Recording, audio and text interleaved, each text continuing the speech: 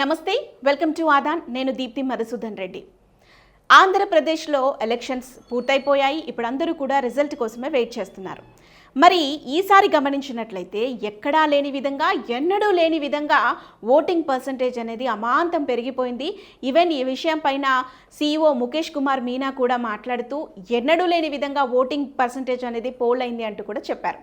ఇలా voting percentage పెరగటంతో ఇప్పుడున్నటువంటి అధికార పార్టీ, అటుపక్క ప్రతిపక్ష పార్టీ ఇద్దరూ కూడా మేమే గెలవబోతున్నామంటూ కూడా ఎవరికి వారు ధీమా వ్యక్తం చేస్తున్నారు.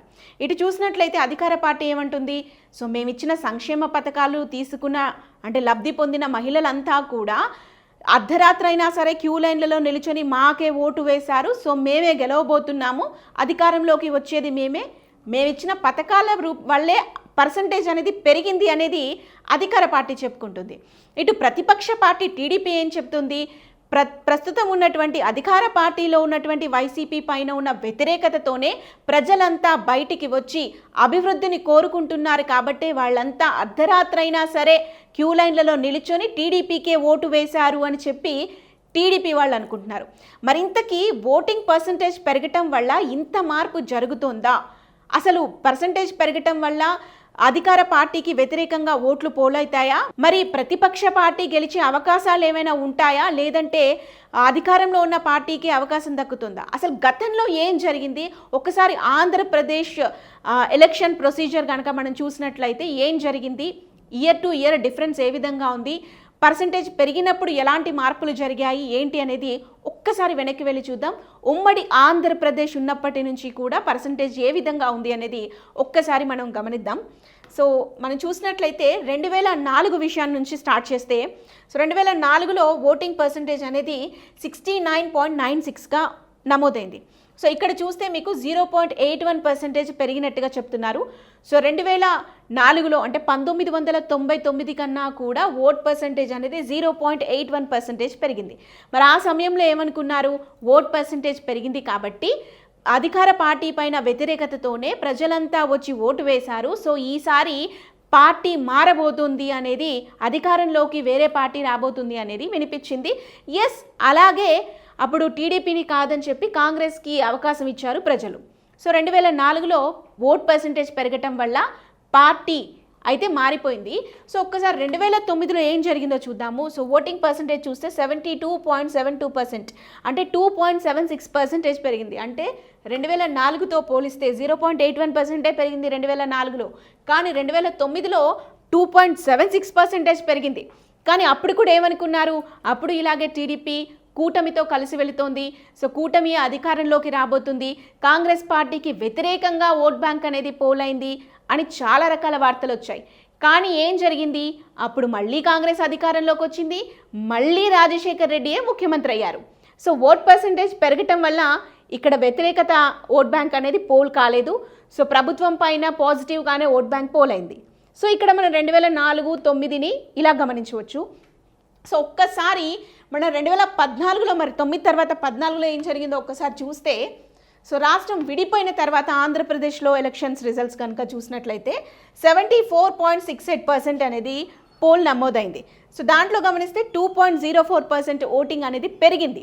సో ఇక్కడ ఓట్ పర్సంటేజ్ పెరగటం వల్ల ఎస్, ఇప్పుడు ఏదైతే మనం అనుకుంటున్నామో ఓట్ పర్సంటేజ్ పెరిగితే పార్టీ మారుతుంది, అధికారంలోకి వేరే పార్టీ వస్తుందని ఏదైతే అనుకుంటున్నామో 2014లో అది వర్కౌట్ అయింది. సో పార్టీ కాంగ్రెస్ కాకుండా టీడీపీ అధికారంలోకి వచ్చింది. సో కారణాలు ఏవైనా రాష్ట్రం విడిపోయింది, తెలంగాణ రావడానికి కారణం కాంగ్రెసే, ఇలాంటి రకరకాల కారణాలు ఉన్నప్పటికీ కూడా అధికారంలోకి టీడీపీ వచ్చింది. అండ్ 2019 కానీ మనం ఒక్కసారి గమనిస్తే తర్వాత, సో ఓట్ పర్సంటేజ్ అనేది 80.39, 2014తో పోలిస్తే మనకి దాదాపు 5 నుంచి 6% ఆఫ్ ఓటింగ్ పెరిగింది. సో 5 నుంచి 6% ఆఫ్ ఓటింగ్ పెరగటం అనేది పెద్ద విషయం. సో వ్యతిరేకత ఓట్ బ్యాంక్ ఎక్కువగా పోలైంది. ఈసారి అధికారంలోకి టీడీపీ రావటం లేదు, వైఎస్ఆర్సీపీకి అవకాశం ఇవ్వబోతున్నారు అంటూ కూడా రకరకాల వార్తలు వచ్చాయి. అండ్ సేమ్ టైం అధికార పార్టీలో ఉన్నటువంటి టీడీపీ కూడా ఆ సమయంలో ఏమనుకుందంటే, ఉమెన్స్ ముఖ్యంగా మహిళలందరూ కూడా అర్ధరాత్రి వరకు క్యూ లైన్లలో నిలుచొని మరీ ఓటు హక్కును వినియోగించుకున్నారు. సో ఏదైతే టీడీపీ ప్రభుత్వం అప్పుడు పసుపు కుంకుమ కింద వాళ్ళకి డబ్బులు ఇచ్చిందో, సో ఆ కారణం చేతనే వాళ్ళ మహిళలంతా కలిసి ఈసారి టీడీపీకే అధికారం ఇవ్వబోతున్నారు అంటూ కూడా టీడీపీ ఆ సమయంలో అనుకుంది. కానీ ఓట్ బ్యాంక్ పెరగటం వల్ల పార్టీ మారి వైఎస్ఆర్సీపీ అనేది అధికారంలోకి వచ్చింది. సో సేమ్ టైం మనం ఒక్కసారి తెలంగాణ విషయం కూడా గమనించినట్లయితే 2018లో ఓట్ పర్సంటేజ్ చూస్తే 73.74% నమోదైంది 2018లో. సో 2023లో ఏం జరిగిందో ఒకసారి చూద్దాము. 71.97% పోల్ నమోదైంది. ఇక్కడ 1.77% అనేది తగ్గింది. సో ఓట్ పర్సంటేజ్ తగ్గటం వల్ల ఇప్పటి వరకు జరుగుతున్న సెనారియోని ఒక్కసారి మనం గమనిస్తే ఓట్ పర్సంటేజ్ పెరిగిన ప్రతిసారి కొత్త పార్టీ అధికారంలోకి వస్తుంది అనేది మనం అనుకుంటూ వచ్చాం. కానీ తెలంగాణ విషయంలో ఇక్కడ పొరపాటు జరిగింది. ఓట్ పర్సంటేజ్ తగ్గటం వల్ల మళ్ళీ బీఆర్ఎస్ అధికారంలోకి రాలేదు. ఆ ఓట్ బ్యాంక్ అంతా కూడా పూర్తిగా బీఆర్ఎస్కి వ్యతిరేకంగా పడటం వల్ల కాంగ్రెస్ అధికారంలోకి వచ్చింది.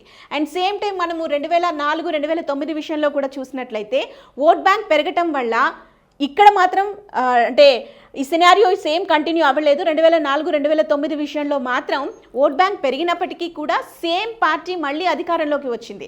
సో మరి ఇప్పుడు 2019, 2024 విషయానికి వచ్చినట్లయితే ఓట్ బ్యాంక్ అనేది 81.86%గా నమోదైంది. ఇది చాలా అతిపెద్ద పోలింగ్ పర్సంటేజ్ అని చెప్పాలి. సో దాదాపు 1.86% అనేది పెరిగిందనే చెప్పాలి గతంతో పోలిస్తే. ఎస్, ఇట్స్ 80.39 పోలింగ్ పోస్టల్ బ్యాలెట్తో కలిపి 80.39%గా అప్పుడు నమోదైతే 2024లో 81.86%, అంటే దాదాపు 1 సెనారియోలో vote bank and polling percentage అనేది పెరిగింది. మరి ఇప్పుడు పోలింగ్ పర్సంటేజ్ పెరగటం వల్ల ప్రభుత్వ వ్యతిరేక ఓటు పడిందా, లేదా ప్రభుత్వం పైన ప్రభుత్వం ఇస్తున్న సంక్షేమ పథకాలు లబ్ధి పొందిన వాళ్ళు తిరిగి మరొకసారి అవకాశం ఇవ్వటం కోసమే ఓట్ బ్యాంక్ పెరిగిందా అనేది ఇప్పటివరకు ప్రశ్నార్థకమే. ఎందుకంటే గతంలో జరిగిన సెనారియోని ఒక్కసారి మనం గమనిస్తే ఓట్ బ్యాంక్ పెరగటం వల్ల లేదా ఓట్ బ్యాంక్ తగ్గటం వల్ల ఏదో జరిగిపోతుంది అనుకోవటం మాత్రం పొరపాటే. ఓట్ బ్యాంక్ తగ్గింది కదా అనేసి అధికార పార్టీ అధికారంలోకి వస్తుంది అంటే ఇక్కడ 2018, 2023లో ఏం జరిగిందో చూసాం తెలంగాణలో. పోనీ ఓట్ బ్యాంక్ పెరిగింది కదా, సో కాబట్టి ఆ అధికార పార్టీకి మరొకసారి అవకాశం లేదు అని అనుకోవడం కూడా తప్పే. 2004, 2009లో అలాగే జరిగింది. ఓట్ బ్యాంక్ పెరిగినా కూడా అప్పుడున్నటువంటి పార్టీ మరోసారి అధికారంలోకి వచ్చింది. అండ్ సేమ్ టైం 2014, 2019 విషయానికి వచ్చినట్లయితే ఓట్ బ్యాంక్ పెరిగిన తర్వాత అధికార పార్టీ కాకుండా ఆపోజిషన్ పార్టీ అధికారంలోకి వచ్చింది. సో ఒక్కసారి ఓట్ బ్యాంక్ పెరిగింది కదా, ఏదో జరిగిపోతుంది అనుకోవటం మాత్రం పొరపాటే. ఓట్ బ్యాంక్ పెరిగినంత మాత్రాన అధికార పార్టీ పైన వ్యతిరేకత ఉంది అని కాదు, అలా అని అధికార పార్టీకే మరోసారి పట్టం కట్టబోతున్నారు అనేది కూడా కాదు. ఏదైనా జరగవచ్చు. కేవలం ఓట్ పర్సంటేజ్ పెరిగింది కదా అని చెప్పేసి ఆ పార్టీ మారబోతుంది లేదా ఉన్న పార్టీ అధికారంలోకి వస్తుంది అనుకోవడం మాత్రం చాలా పెద్ద పొరపాటు. మరి మీరు కూడా ఇది గమనించి ఉన్నట్లయితే మీకేమనిపిస్తోందో మీ ఒపీనియన్ కూడా కామెంట్ చేయండి. అలాగే మీరు కూడా ఆల్రెడీ ఓటు వేసి ఉంటారు కాబట్టి మీరెవరికి ఓటేశారు, మీ ప్రాంతంలో ఏ పార్టీ గెలవబోతుందో మీ ఒపీనియన్ని కామెంట్ చేయండి.